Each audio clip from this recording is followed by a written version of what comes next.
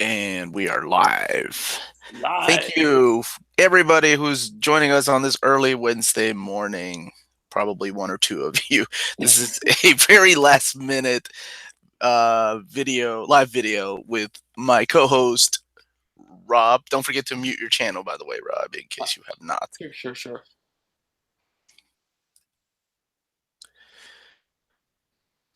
And yeah, so today we're going to talk about our hauls for the month of March of 2018, and then talk about a little bit of the things we're excited about maybe coming up in April, because there are some really cool video game releases coming in April. Right, Rob? That is exactly right. I have a nice little list. So, do you want to talk about what's coming soon, or do you want to show what we got first? Show our loot. Why don't we show our loot first, and then we can talk about what we got or Okay. what's coming up later. How about Okay. that? Let's see. Let's start with let's see. This is a big month for the Xbox. We got Sea of Thieves. Sea of Thieves. Yeah.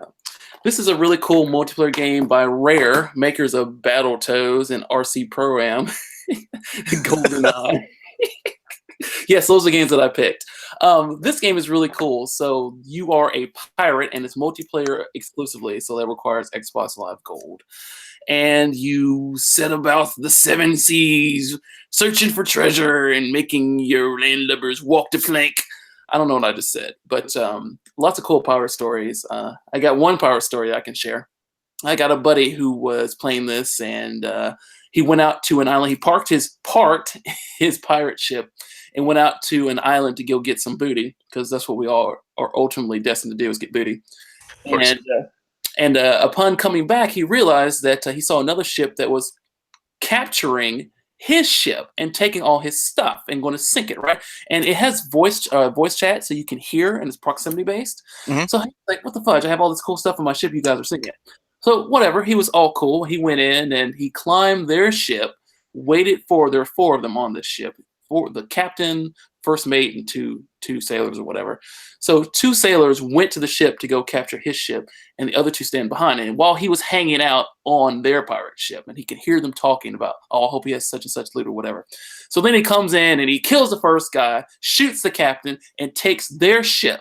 Now, as this is going on, the two sailors that were going out to go get his ship and figured out, "Oh crap, our ship is under siege." So they turn around, and he's trying to get the ship moving, but I mean it's just him, so he has to go and get the sails and get the rudder and do all these things in order to get the ship moving, and he couldn't get it moving, and then he got killed. But the point of me telling you that story is there's all kinds of cool scenarios in Sea of Thieves. So I recommend that you guys check that out. It's a I'm lot gonna, of fun. I'm gonna stop you right there. Is this real life? Is this a real story that you're talking about? Like he ran to a real pirate?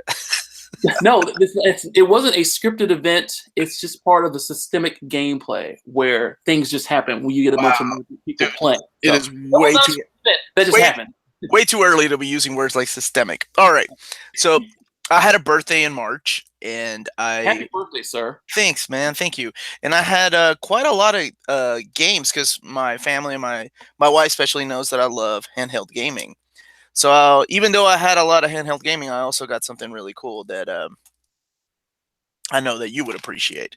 Okay. So so I got Gal Gun Double Piece, which I think you already own this. This is the PS Vita game. Yes. Um, so this is the one about the. I think you shoot the girls to take their clothes off. Really mature. This is right up our alley. And I Mine think was rated E for everyone, so it's fine. there is a sequel coming out on the PS4. Yeah, and then I got the sequel to Demon Gaze, and it's called Demon Gaze 2. This came from my friend Steph. So thank you very much, Steph, if you're watching this. This is awesome. Let's see. I did get some limited run stuff. I know you probably did too. Like I got this game right here. I don't even know the pronunciation. I just clock. Is that?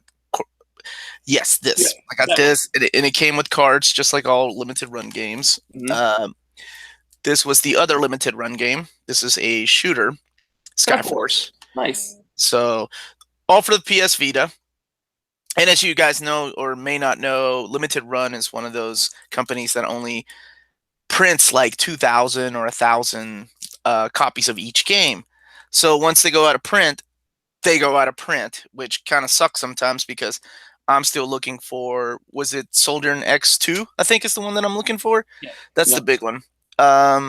Let's see what else I ended up with. If I ever if I ever get a chance to, I've actually met and talked to the limited run guys at some of these shows at PAX and GDC and things like that, and they're all really cool guys, and they're all hardcore collectors too. So No, yeah, sometime down the line, I'll go. Maybe I'll be at PAX this weekend, so maybe they'll have Sojourn, and I'll buy it for you.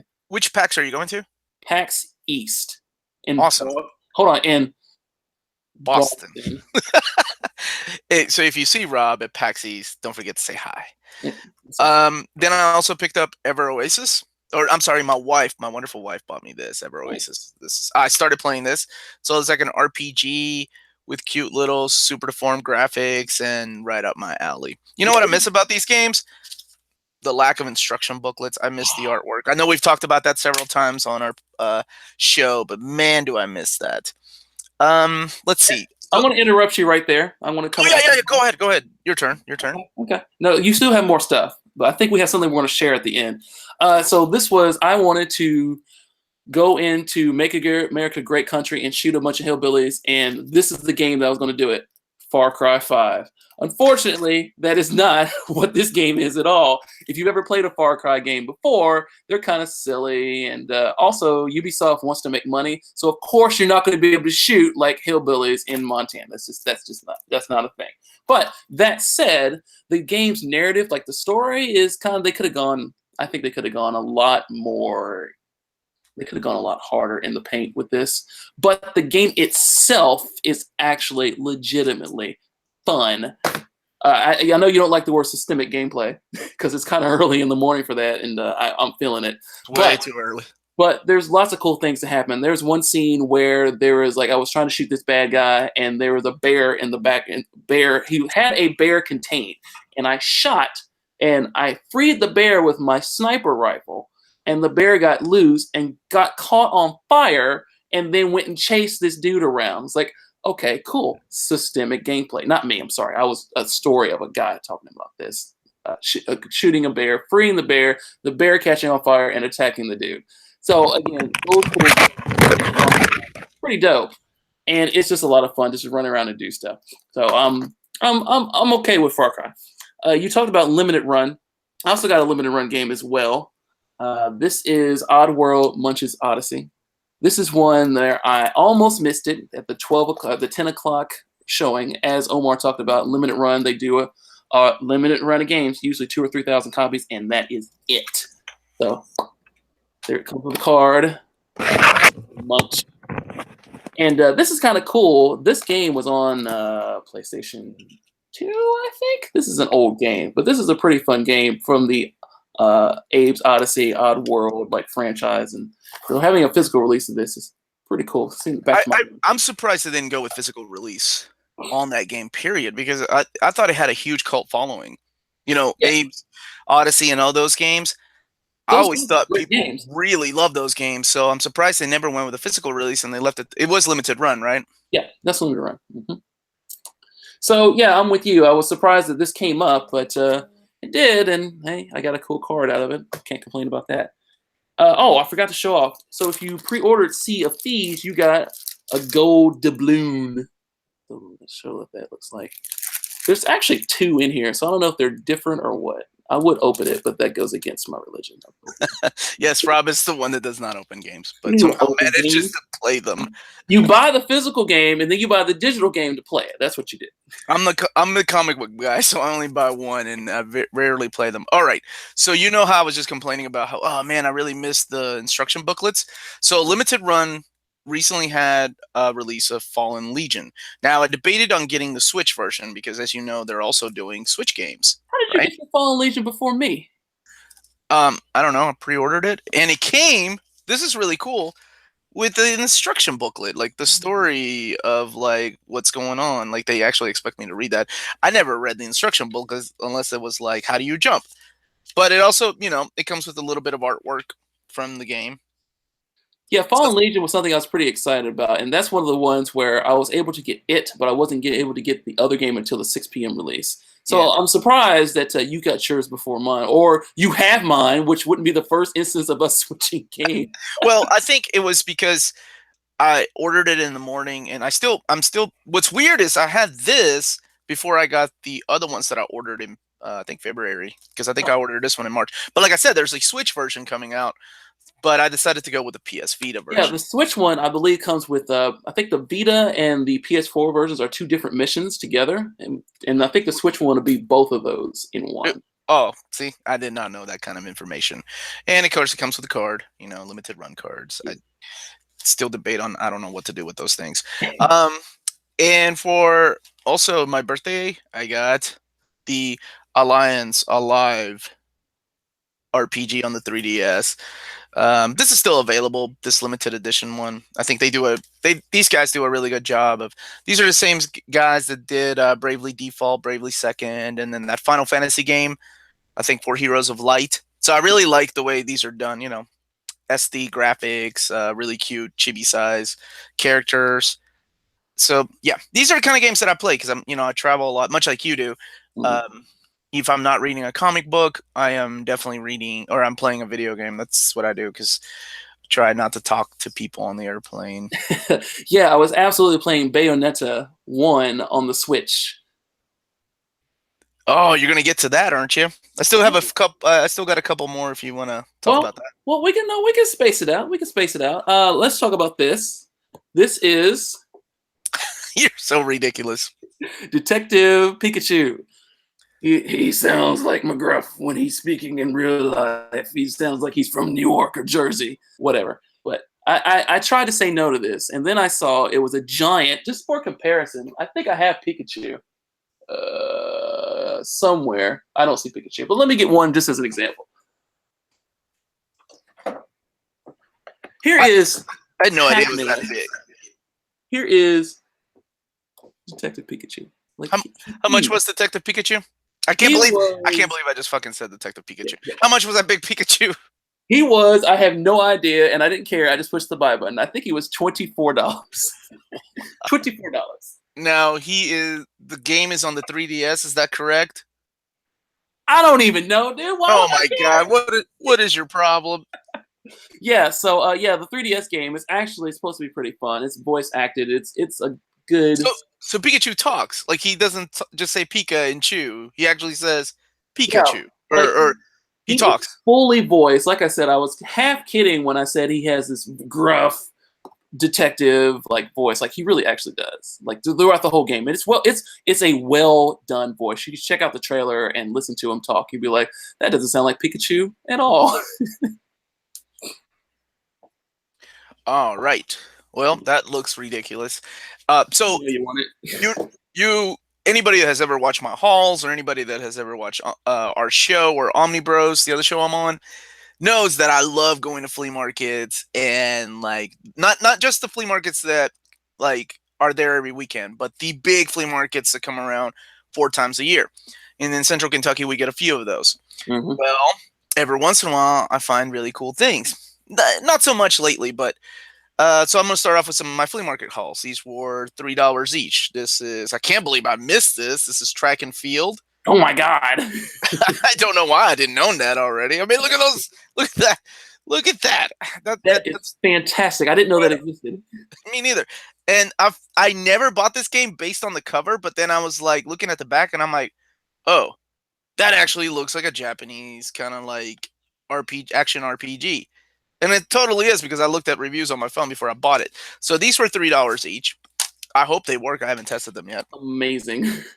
Uh, these were $10 each. So I already own these. These are the few times I double dip because my wife loves playing her handhelds too. Mm.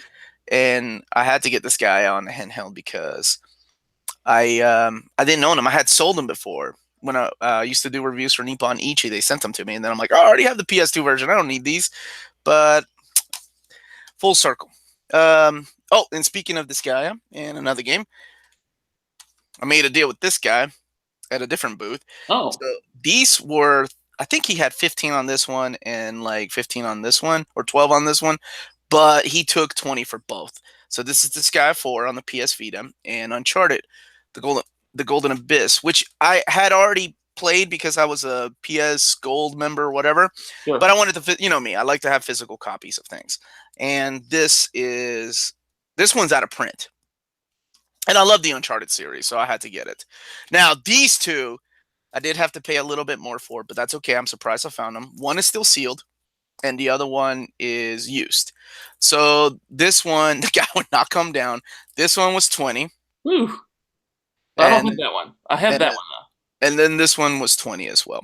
But these are the two probably rarest games from Nippon Ichi on the PS Vita.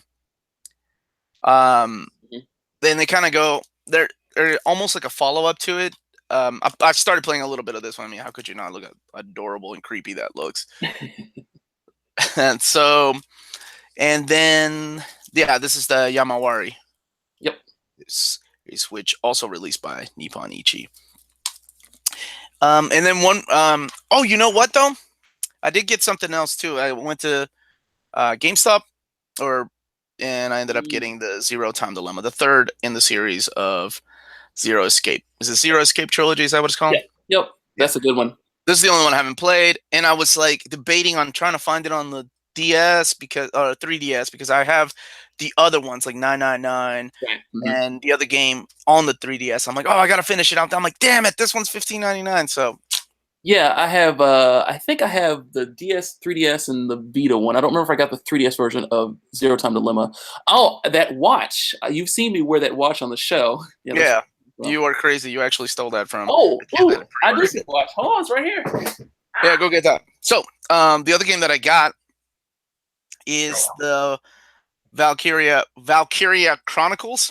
Okay, so I have debated over Valkyria Chronicles. Well, I debated too because it's a remake of the PS3 version, right? But this is the metal box, and this is the one I've been waiting on. Like I had found it before at GameStop used, just this, and I'm like, no, it's not complete. And then I found it with the sleeve, so I paid $15.99 for it. I'm like, all right, sold. I gotta get it because I think if you pre-ordered it from Amazon, it was only like $20-$25, I think. Yeah. And it came out 2 years ago, I believe is when it came out. But I found it used, metal box. You should be. So I don't really buy a lot of console games because you know me, I like to travel, or I travel for work, so I get a lot of the handhelds.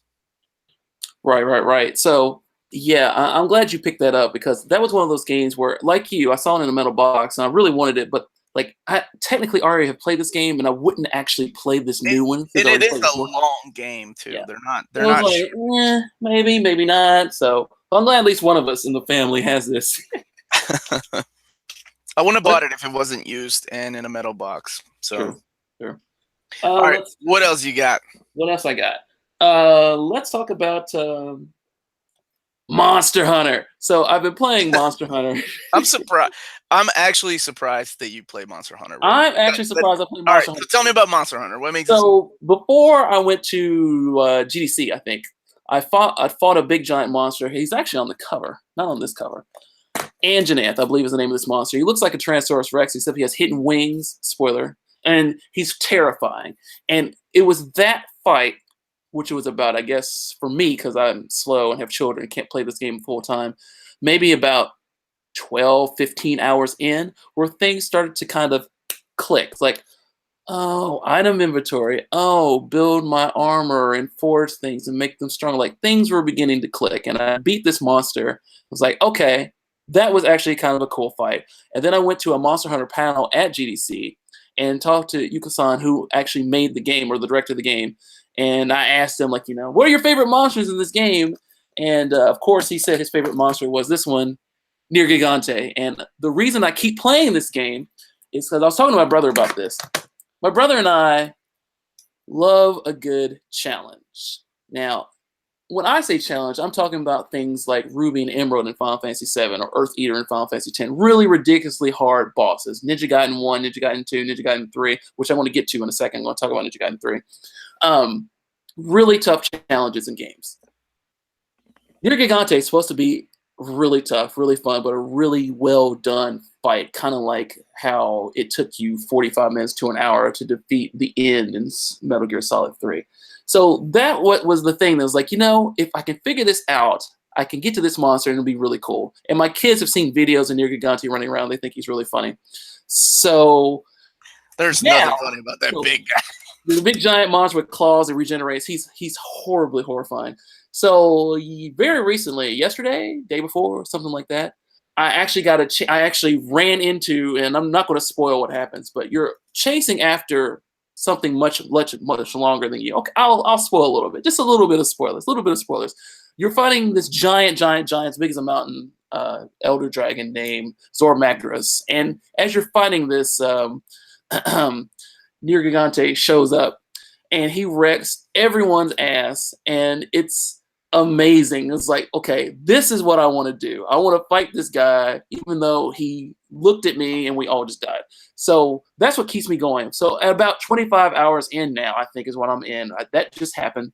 And I officially say that I'm hooked because last night, instead of going to sleep, I went in and was like, I want to make my sword and shield stronger. I need to go kill this. I need to chop off this Baruf's tail to do this. So I specifically go find this thing. I cut off his tail, and a Diablos, which is a big, giant flying thing, appears, knocks me out, and I lose my Barov tail. And this is why I know I'm addicted.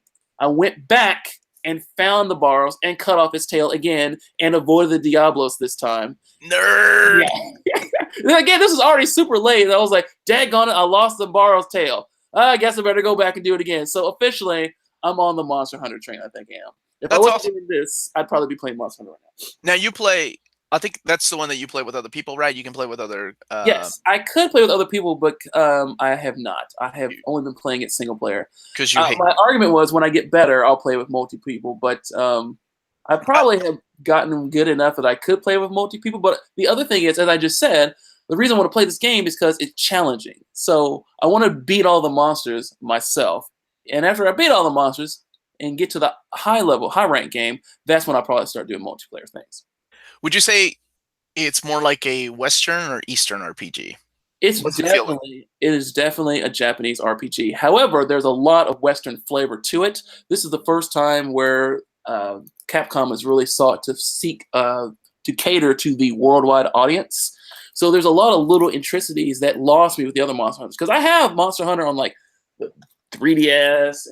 That's the one I'm going to get, the chibi-sized Monster Hunter on the 3DS. No, this is Monster Hunter 4. This is legit.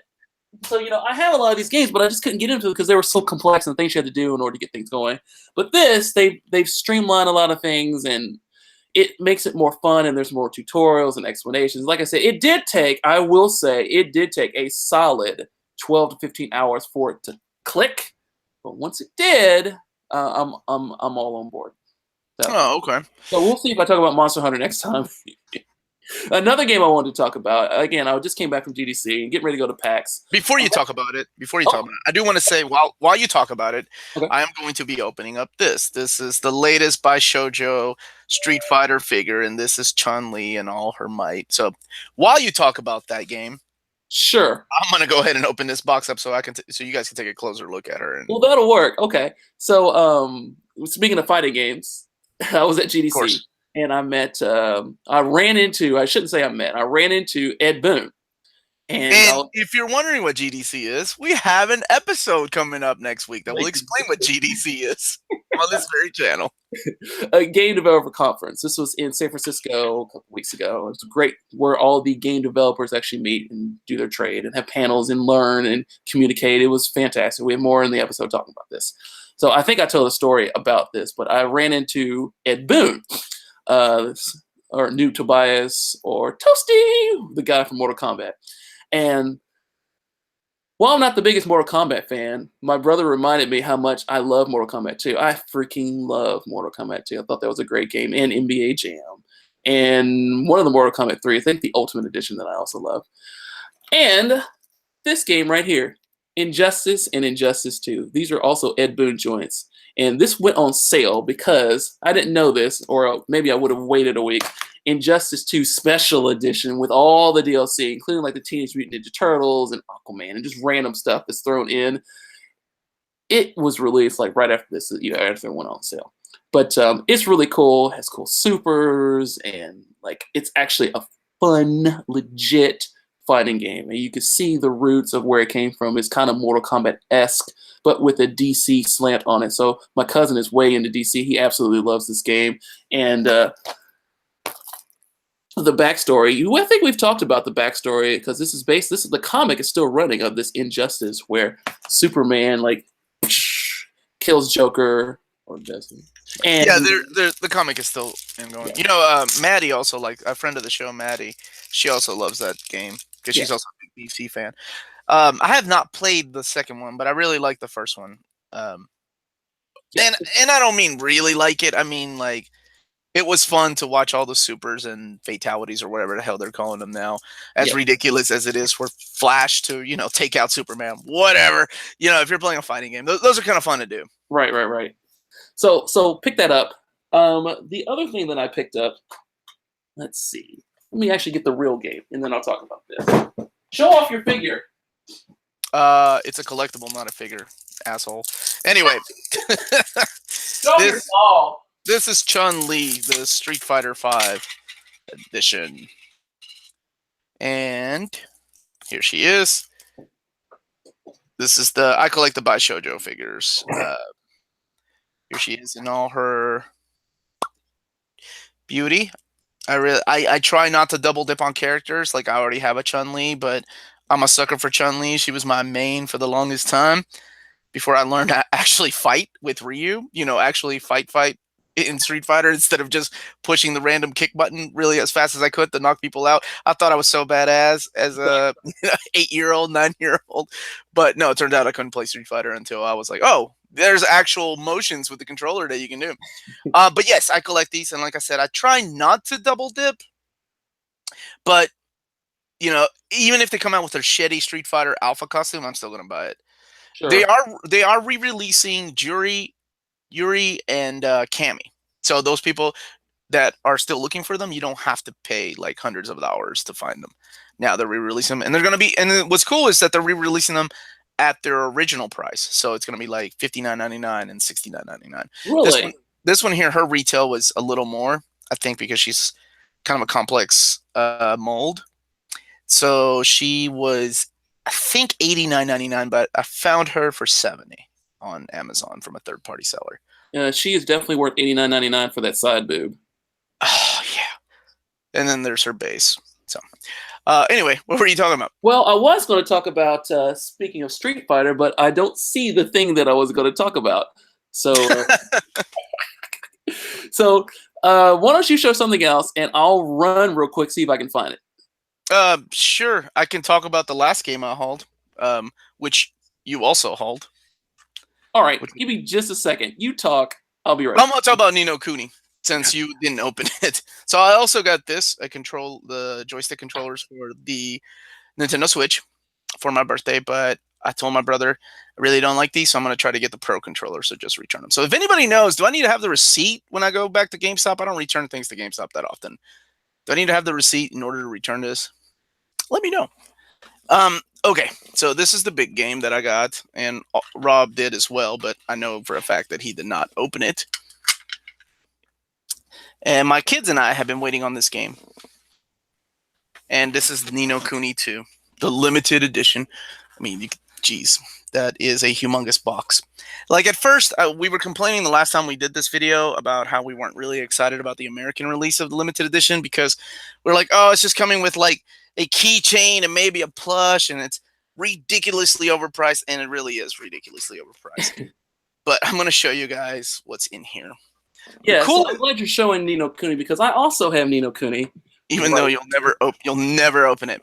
No, that's not true. This is what the back looks like. All right. So let me show you guys real quick what's on the inside. So you do get a plush. You do get a plush. This is, I guess, the new Mr. Drippy. Did you get this thing too? The little pin? I did. My pin. Who did you get? Evan. I think that's who I got. Yeah, I got Evan. Because apparently they gave away different ones. If you pre-ordered from Best Buy, they gave away these pins. Let's see. So it comes with that. It comes with a beautiful, beautiful art book. Mm. I did look at the art book because there's a couple things in the box that I could open without opening them. So I mean, seriously, I complained about the price, but it's just I don't know. It is.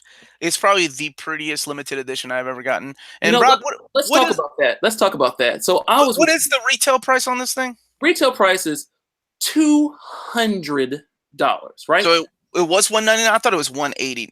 Not that that makes that big of a No, difference. yeah, $10 doesn't matter. So I'm with you. Normally, I have a limit of about $100 I'll spend on a collector's edition of something. Usually, I'll stop. Like the Metal Gear with the hand, it was $100. I bought that.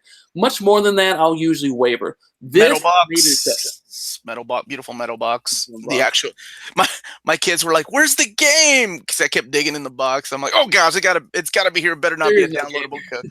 So, well, I'm Here, with you. So when I opened the thing up, making of, and soundtrack, I believe. The making of, yep, and the CD soundtrack. Go ahead, Rob. no. I just wanted everyone to see it as I say this.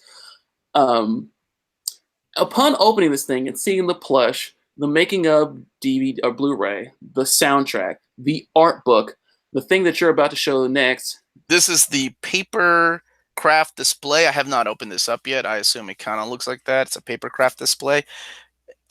All the things that came within the last thing you're going to show, after seeing it, the entire package, I was like, you know what? This is legit, because most of the time people kind of fake their $200 collector's edition. This is actually worth the $200. Let's show this too. All right, so this is the Chibi diorama, which I had no idea this was included in here because I'm an idiot. I just went ahead and pre-ordered this because of what happened to me with Ninokuni 1. If you've ever seen our episodes, and you have surely heard me bitch about how Rob ended up with my copy of limited edition Ninokuni 1. It's right over there. It's beautiful. I hate you. And he sold me the German version, but that's another story. Anyway, so this is really cool. Like, I wish it played music. That was the only thing that's missing from this. This is a little chibi-sized diorama, and I hope I'm doing it justice by showing you guys this. You know, it shows the monster on its pegs, and he's attacking the main characters. But you can also, like, these little dudes on the side. Here, let me show you what they do. You wind it up, and that's why I thought it was a music box, or it would have been a cool music box. See how they move around the circumference of the characters, like they're attacking you in real life RPG time. So awesome. I mean, to me, this is probably the coolest limited edition I've gotten. I'm not as big into limited editions as much as I was because mainly I'm running out of space and I'm more of the comic book guy. But this was just way too cool not to get. It's almost as cool as the punching galleon that came with Lunar 1, yeah, and that was a pre-order. That was just the pre-order free giveaway. So, I mean, I'm excited to play. That's a game I'm actually going to play because my kids love watching me play. So I gave them the choice: do you two want me to play Last Guardian, or matter of fact, you two want to play Ninokuni 2, and I just help guide you, which I think is going to be the very first time because Lydia's 9 and Lydia will be 9 and Alicia's 6. So I think they're old enough now to manage those controllers and get frustrated and get pissed off at these giant monsters when they get eaten, and we all look at each other and go to bed angry because that's how you play video games. Good times. Yeah, so I went through and my kids watched me play The Last Guardian, and they absolutely loved it. And I'm thinking we're going to go through after we finish Monster Hunter because they love watching Monster Hunter, sure. So I think we'll probably do Ninokuni next as well.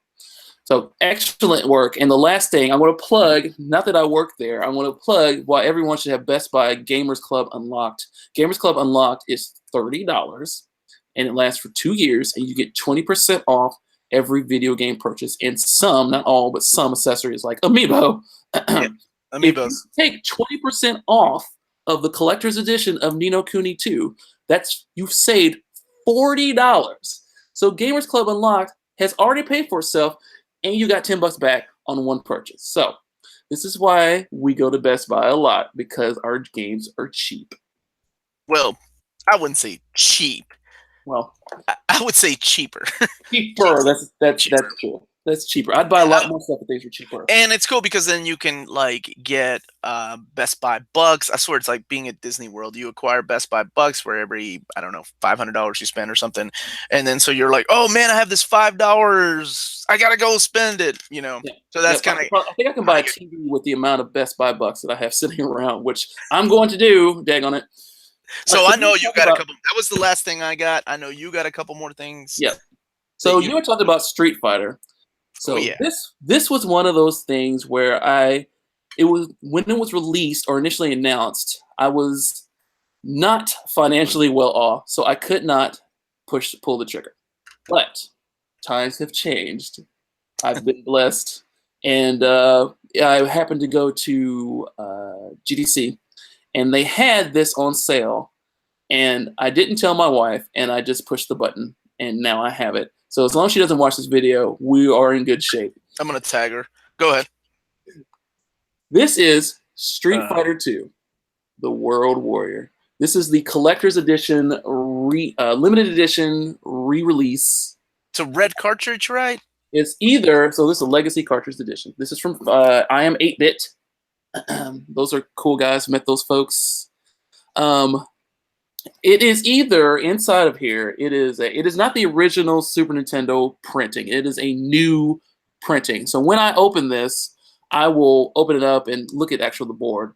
But it is a reissue of the same game. There's no difference in the ROM, which is kind of like, okay, you probably could have gone a million other ways with this, but whatever, I'm a sucker. But what's cool about it is it's either most of these cartridges are red like, blood red. But a few of them are light lime green like Blanca. So like 1 in 4, there's some low percentage of that are rarer Blanca cartridges. Let me ask you something really quick, because weren't there like recall on them because some of them were catching on fire or something? Yeah, so let's talk about that. Let's talk about fire. I don't mean to bring down your $100 purchase or however much you paid for it. My bad, dude. I don't want to. No. So this is actually the boner shrinker of your purchase there. You are. There is actually something to this, which will lead into the next thing that I've been playing with a whole bunch. Okay. So the Super Nintendo and the regular Nintendo and some of these retro consoles internally use 5 volts to handle circuitry, the engine, the games, and things like that, right? You can't buy 5-volt parts like ROMs and circuit boards like you could back in the day. They are usually 3.3 volts. So you have to put in something in place that, like resistors and capacitors and things like that, to handle the conversion between 3.3 volts and 5 volts. Some systems like the Nintendo 64, this is a non-issue because it uses 3.3 volts anyway, so anything that you buy like for reproduction, it's fine. But for older systems, you have to have something that goes in and properly regulates, or either the card could burn out or the system could burn out. So this cartridge, I believe they put in the technology, they put in the resistors and things like that, so it properly steps between 3.3 volts and 5 volts. But because they had to do this, and this is an officially sold product, they had to put in a warning that says, hey, things could catch on fire. No, they're not. But they still have to put a disclaimer in there. So, that said. Okay, so that's what was going on with it. I really had no idea. So, talking about those things, I have been way into, as you guys know, I'm a retro gamer. And I've been playing this cool game that's going to be coming on the Switch called The Messenger. It's really dope. And it's really made my ninja itch, right? So I have Ninja Gaiden 1 on Nintendo. Here's the manual. We were talking about manuals, right? Look at that. Look at this ninja manual. It's beautiful as I rip it. How to play Ninja Magic, right? So Ninja I went to Galloping. Look at this. This is dope. No, it is. So I went to Galloping Ghost with a mutual friend of ours, and I did an episode up there that I'll probably post here next week. Awesome. But I found Ninja Gaiden, and I remember seeing that for the first time, saying, "Oh, Ninja the Gaiden, this looks cool," because I didn't know about kanji, or I was ignorant. Ninja the Gaiden, right? Here's Ninja Gaiden 2.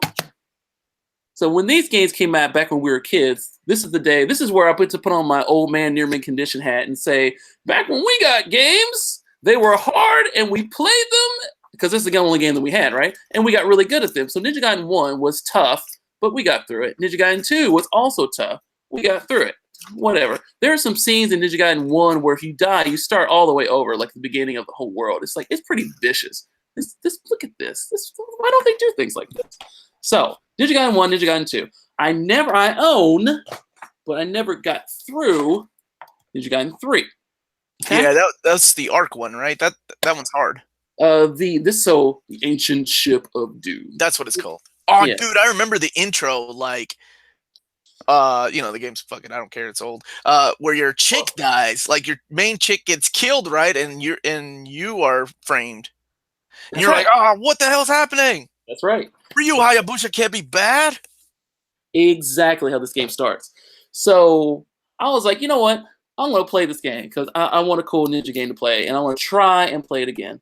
I stumbled across in my Google Foo, I stumbled across that the Japanese version of this game, Of the first game? Japanese version of Ninja Gaiden 3, is different than the American version of Ninja Gaiden 3. So what they did, and the reason that we couldn't get past this game is this game was brutal. The original Ninja Gaiden 1 and 2 only had unlimited continues, right? This one only had 5 continues, and that was it. But you also forget to mention that the continues that you did have also started you at the beginning of the board. Right. Not like continue nowadays where they start you at like stage, Yeah, at a sub, like at a boss or whatever. Like Yeah. you don't start at the boss. Like when you're fighting, what's his name, Yakio and Chaos and Ashtar, you don't start at those guys. They push you back. So right, exactly. So of those 5 continues, you start at the very, very, very, very, very beginning. So I got, I don't know, all the way to the end of stage like 3 in this game, and that is as far as I ever got. But it really stuck out with me how much fun it was, and the music especially, I remember very vividly how great the music was in Ninja Gaiden 3. So I'm Google Fooing, and I see that there are some differences between the Japanese version and the American version of this game. Japanese version, the American version of this game. Difference number 1, the enemies in Japanese version take off less. So for whatever reason, Tecmo in the US decided to make damage much higher on the American version. Thing number 2, you had unlimited continues on the Japanese version. So, okay, yeah, you may have started back at the beginning, but at least you could try again and again and again and again. And Ninja Gaiden 1 and 2, you were probably like me, you probably lost 100 million times, but that 100 million and first time, you got through it because you learned. You learned the patterns. Right, exactly.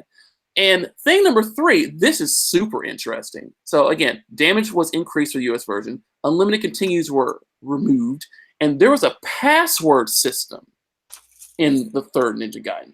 So even if I did lose and give up for the day, I could write down a password and start over at that stage specifically. It's like, I had no idea. So there are some hackers that applied a patch that would reinstate damage being correct, not damage being double and triple as much. Like the first enemy you get hit, you lose 4 bars. That's ridiculous. So that's fixed. They also patched out so you have unlimited continues again. And the dudes repatched in the password system for this game. And the passwords on the hack for the US version are the same as the Japanese version. So, okay. Now, I actually have a shot at playing this game. Now, I could have just patched the ROM and put it on an emulator and called it a day. But you guys know me. I'm not going to do that. I got to play on the real hardware. So I purchased...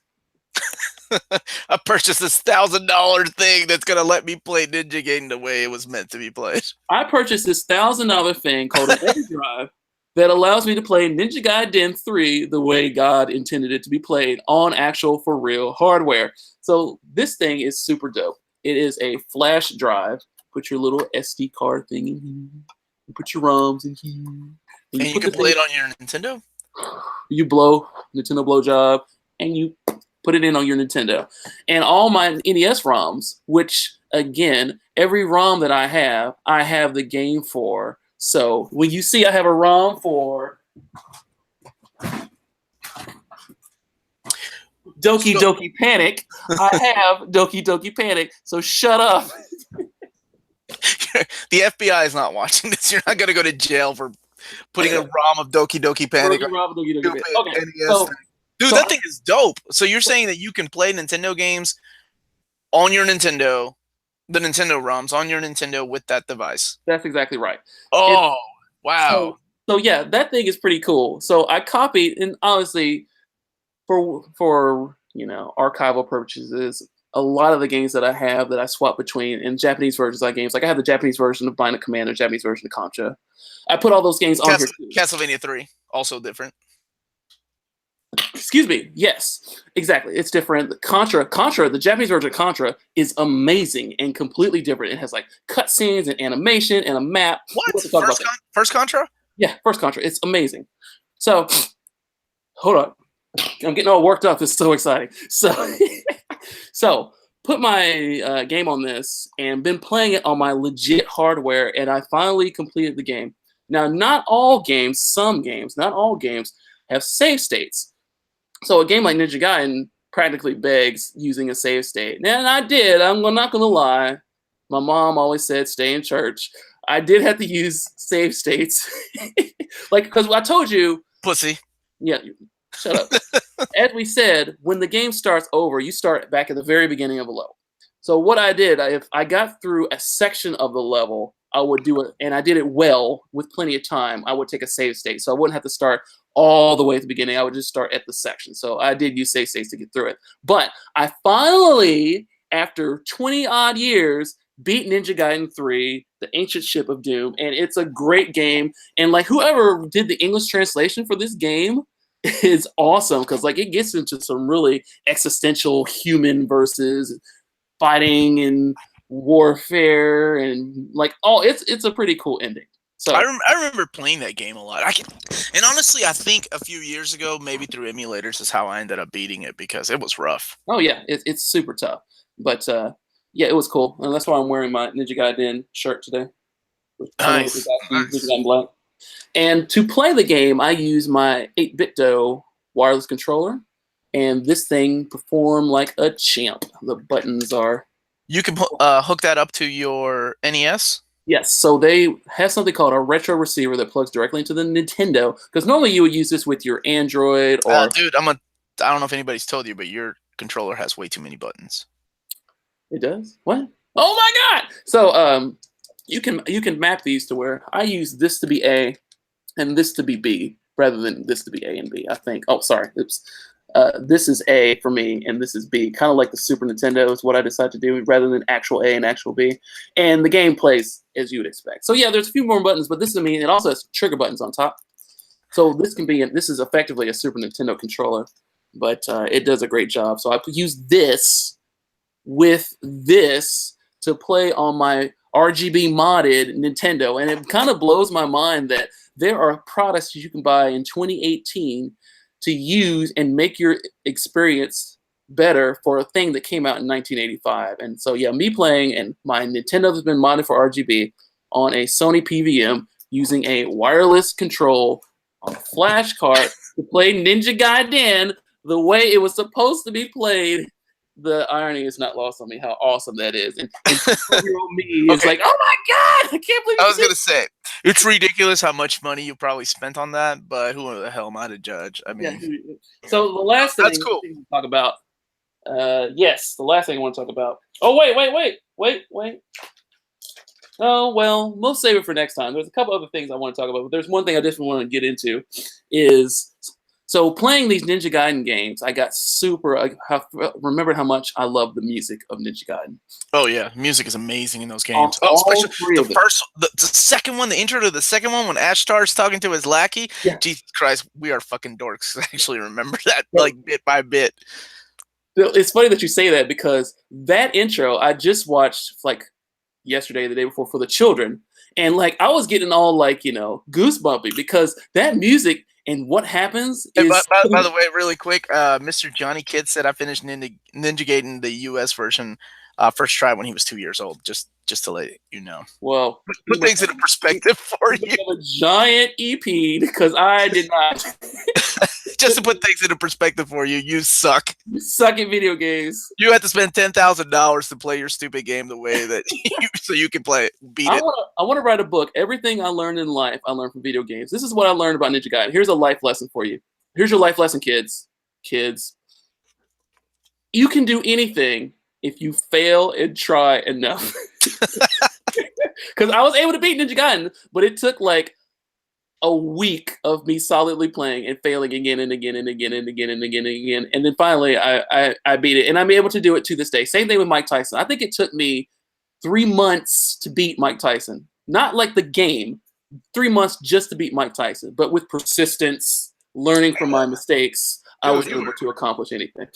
So, all right. So what's the last thing you got? All right. Well, there's two things. So talking about Ninja Gaiden, this is we were talking about the music. I hate the fact that you have vinyls because every time I look at them, I want to be like, oh, I need to get into that, but I can't. I can't look at this shit. The soundtrack to Ninja Gaiden 1, 2, and 3, and the arcade game. Oh, I know. Yeah.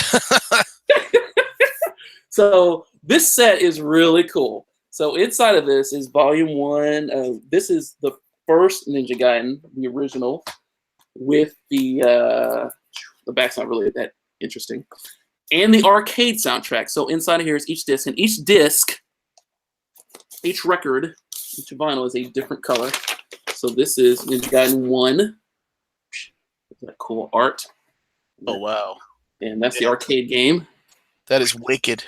It's kind of ridiculous. And in addition to the disc, hold on. Who released this? Who released this vinyl? I purchased this from Fan Gamer, but I don't think they're the original distributors. The original distributors, the name is lost on me. You're not a real Ninja Gaiden fan. Yeah, no, I suck. Here, this one's red. Yeah, that's the arcade. So this is the arcade one, and that's cool because this is if you play. You said you're at Galloping Ghost.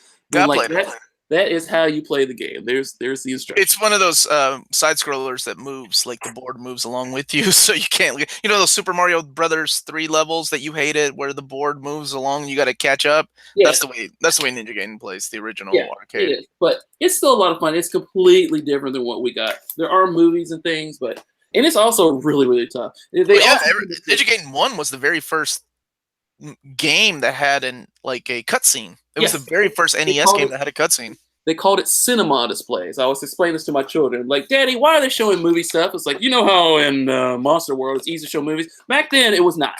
So it also comes with this book, which has notes on the music.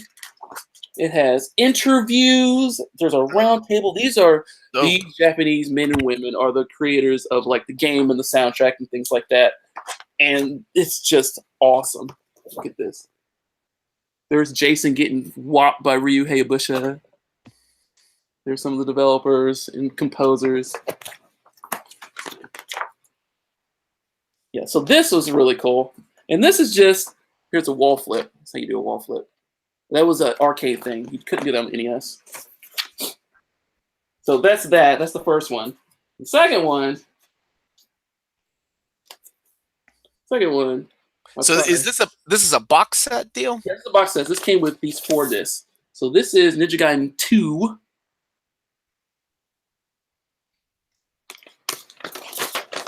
And so what's his name on the cover? The dude with the sunglasses, Ray, whatever his name was. No, what are you talking about? The dude from the second game, the guy with the sunglasses. Robert, Robert, that was it. I think it was Robert. And then there was Foster in the other one. So there you go. That's what that looks like. So this is the third one. This is the one that I completed literally the other day. And let's go into the art book or the liner notes. Just out of curiosity, how much did this set you back for the 3? So look at this art. Look at Ashtar. So I love Ashtar. He's one of my favorite villains of all time. Really cool. He talks so much. I mean, he only appeared in 5 levels, but fuck it, whatever. He's cool. Right. What did this set you back? These okay. So we had an episode talking about collecting, and one of the big differentiators of how I used to collect versus now is I have 85 children, so I can't buy like I used to. So budget is one of the big things for me. I can only budget so many games. This thing was $85, which for what you get and for much music, how good this music is. And there's also a digital download code for the music too. So it's a collector's thing. It comes with cool art, interviews, and things like that. It's worth $85. But I had to pray because I met these guys, Fan Gamer, at PAX South. And this is in January. And I was like, hey, how many of these Ninja Gaiden things do you have left? Because I think it's Brave Arts is who came up with the original one. They're sold out. Well, we got a month left. And I was like, all right, I have a month to save $85 and buy this thing. And card problems happen. eating babies happening. Life happens. So I really thought they were going to sell out. So I put the buy button on this like the other day. It's like, okay, I have the money. I can do it. No car repairs. Let's do it. And then like the next day, the car broke. But it's fine. That's why they make credit cards, right? I mean, so you can buy stupid vinyl things like this. No, credit cards are the devil. So I budget. I allocate so much money each month, and I stack it to where I can buy ridiculous things, including this Ninokuni and this thing. So that's why I got that. So the last thing I'm going to show, I got 5 minutes. I think I can show this. We have talked about on this show Bayonetta non-stop. You stupid bastard. Infinite Climax Edition. So I think I did put this one on credit card because what was I supposed to do? It is pretty. Now, this was only released overseas. Is that right? This is only released in Japan. Infinite Climax Edition. No, sorry. Non-stop Infinite Climax Edition. Wow. So ridiculous.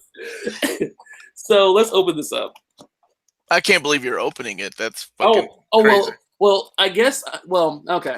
So we also talked about the other day how I have never paid for anything other than retail price for Amiibo. For this, I just missed the buy it from Amazon. So I had to pay a different Japanese retailer like $10 more to get it. So Tenzo, is that who you had to go through? Yeah, and I had to use Tenso to have it delivered. So that ultimately cost me another like $20. So I paid $30 more than what it actually cost. If I had, I don't know, wait till 3 a.m. Considering how much it's going to be later on, that's not my thing. It's like this is not going to be. Seriously, like 2 years from now, it'll probably be like $20. I'll find it at a flea market and show you. Look, Rob. You're stupid. Why did you pay this much for this game? So the reason I wanted this is because, as you know, I'm a physical media kind of guy. And in America, our Bayonetta 2 comes with a digital download for Bayonetta 1. This one, you actually get Bayonetta 1, Bayonetta 2. Damn. And you get these awesome, you get a metal box, your metal case, for Bayonetta 1 and Bayonetta 2. And if you notice, the pose is slightly different. Like this is Bayonetta 2. Oh my god, I dropped it! Bayonetta 2. Worth nothing. That thing just lost like a $40 value. $40 value. Bayonetta 1. Okay, I am a little jealous of that. What was that? What was the retail price on those things? Well, the retail price of this was actually it really wasn't insane. It was 100 or 10,000 yen, so about $100. $100. Okay. So it wasn't insane, but like I said, after I had to deal with shipping and a reseller, and it took forever to get here, which is why we're doing this on the March one because this actually came out in February, and a bunch of tarot cards, which I haven't opened up yet. So that is the Bayonetta Infinite Climax Edition. And I'm so happy because non-stop Infinite Climax. And I'm really happy. Get tired of saying that. Because I can actually play. I have Bayonetta.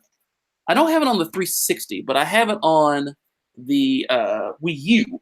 And I never got a chance to play. Oh, inside of it, there's like the dudes. There's art on the inside. It's a fun game. It's one of my favorite games. Yeah, it's a great game, and I've always wanted to sit down and actually play it. And as I just said earlier in the show, I finally got a chance to play it on a plane, and I freaking loved it, just like I thought it would. And like the songs in Bayonetta 2, like Tomorrow Is Mine, beautiful song. So bonus edition. Omar, are you paying attention? Bonus edition. Still here. I had a great birthday party a couple years ago, and you and my closest friends, I'm going to call my disciples, came with me, and it really made me appreciate friendship and how good you guys are. And unfortunately, due to retreats and GDC and living my dreams, I couldn't share my birthday experience or your birthday experience. We couldn't share that together. But I got you a consolation prize. I got you a present.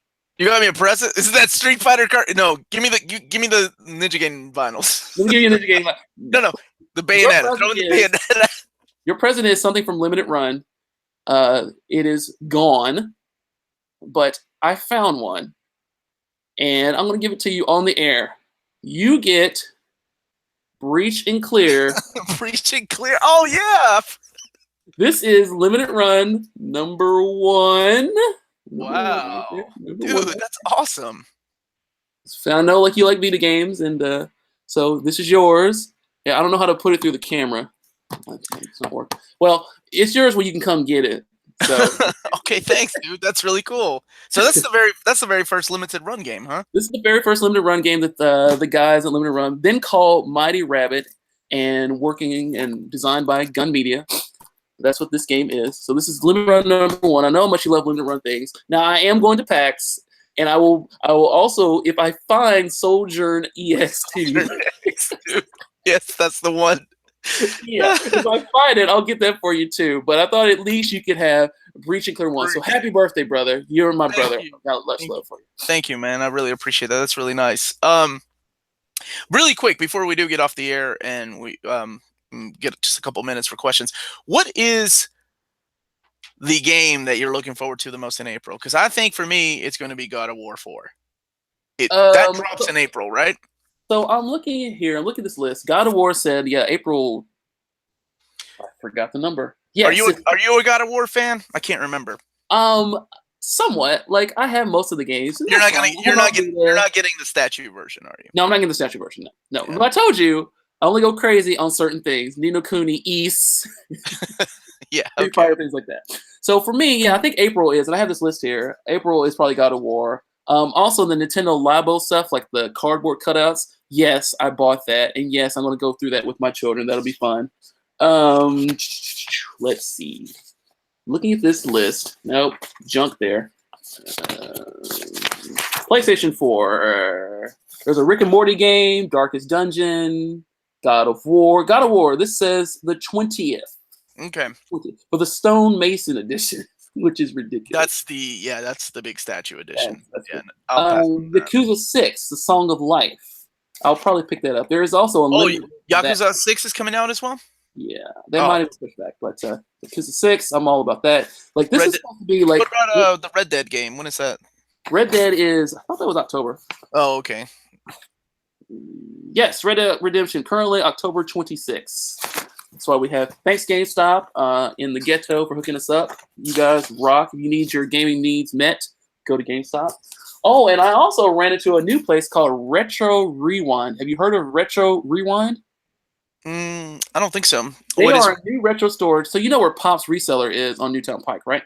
I sure do, yeah. Central Kentucky. So this place, Retro Rewind, is right down the road, or right like in the same plaza next to the Subway-ish and the Goodwill's, between there. And they are fantastic. The guys that run it are Brandon and Curtis, and they have all kinds of your retro gaming needs fulfilled there. So if you want new stuff, go to GameStop in the ghetto. If you want retro games, go to Retro Rewind. They're on Facebook, and they're on Newtown Pike.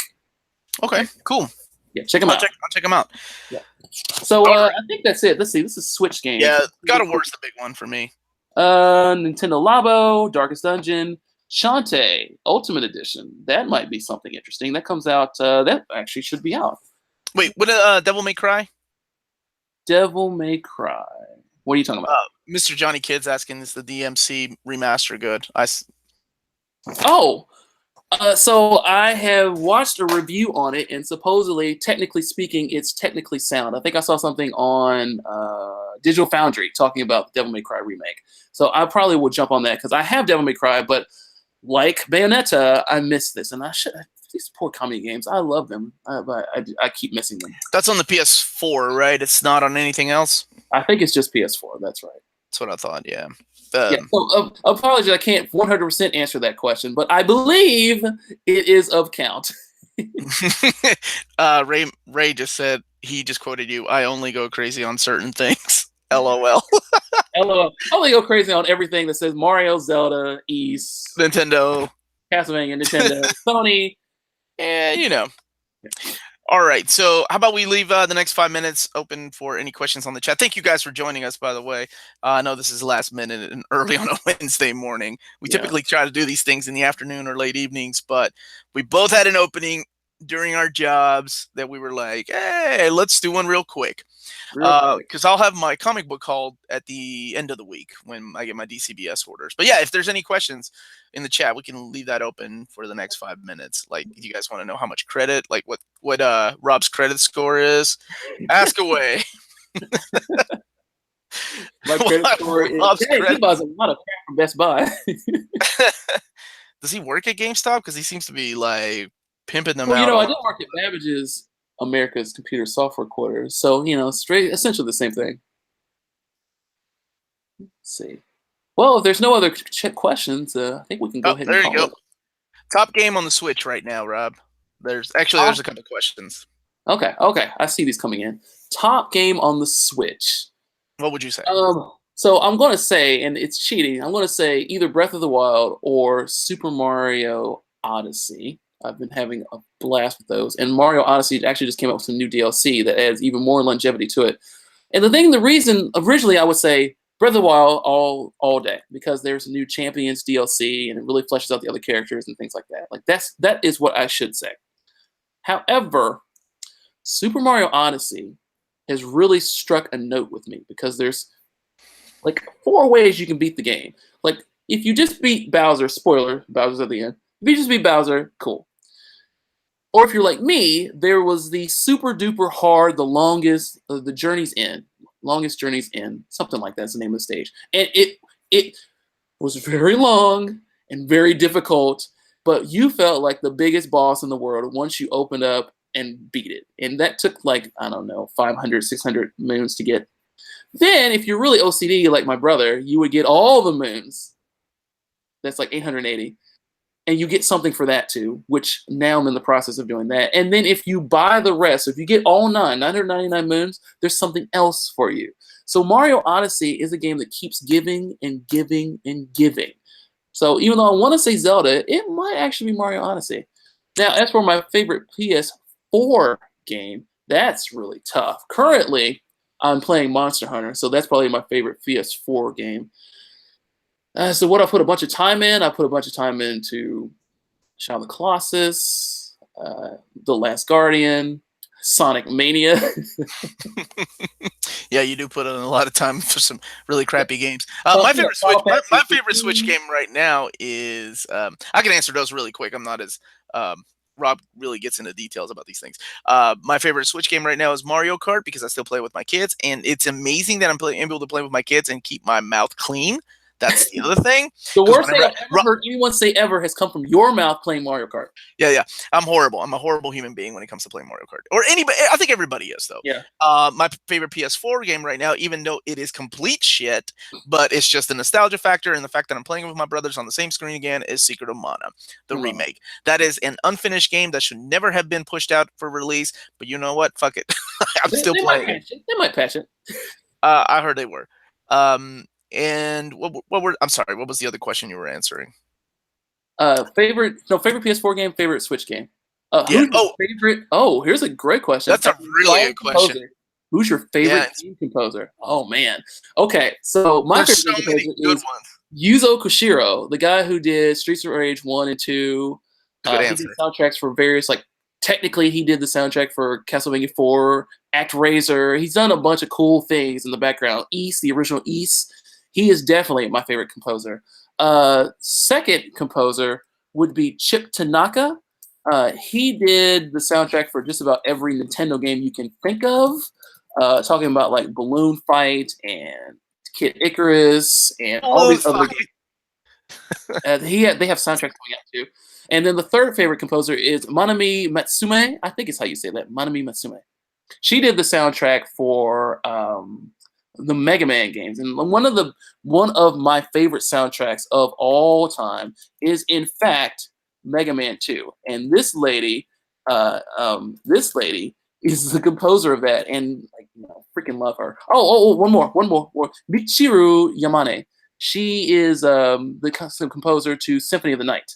So, and I actually met her and did karaoke with her in Japan.